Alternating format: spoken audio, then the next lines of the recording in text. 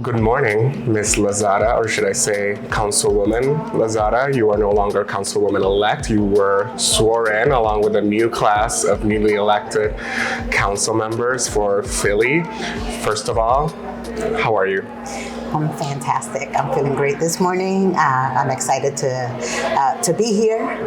Thank you so much for the opportunity and taking the time out to meet with me. You are from Philly, no? Yes, I am. Born and raised? Born and raised, full-fledged Philadelphian, proud Philadelphian. Where were you born? I was born and raised in the Norris Square, right off of 4th and Berks. My grandparents moved there from Puerto Rico, so they raised my mom and her siblings there.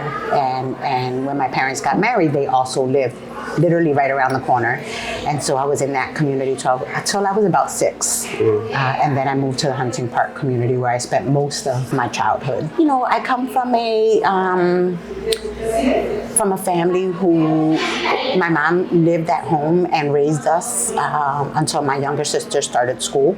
My dad was the only person working, and so he took care of us. He was the provider. My mom's responsibility was just to make sure that we were taken care of, that we got to school on time, and that the house was, you know, a typical Puerto Rican woman from that time. Yeah. My dad didn't want us to be taken care of by anybody else. He didn't trust his daughters being in the care of anyone else. And so they made the agreement and the sacrifice for him to just be the worker at home. And his priority was to make sure that all of us had the best academic opportunity possible. I attended St. Veronica Elementary School until 8th grade, and so did my sisters.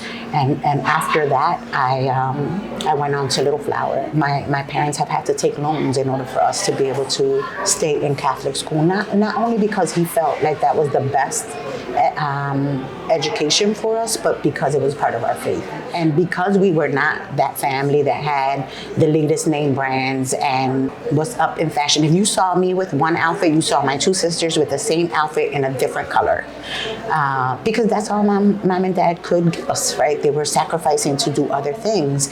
And so I used to say, well, I wanna have the latest fashions too. And my mom used to say to us, you can have the latest fashions if you can buy them yourself. And so I thought, well, I'm gonna do that. And I went to work at the age of 12. I was taking kids back and forth to school from St. Veronica, and I would stay with them in their houses until their parents came home, and then I would run around the corner and go home and do my own homework. And then at the age of 15, I started working at what is now called the Fashion District, but at that time it was called the Gallery. I was lucky to go to work for a person in the gallery that was very committed to young people.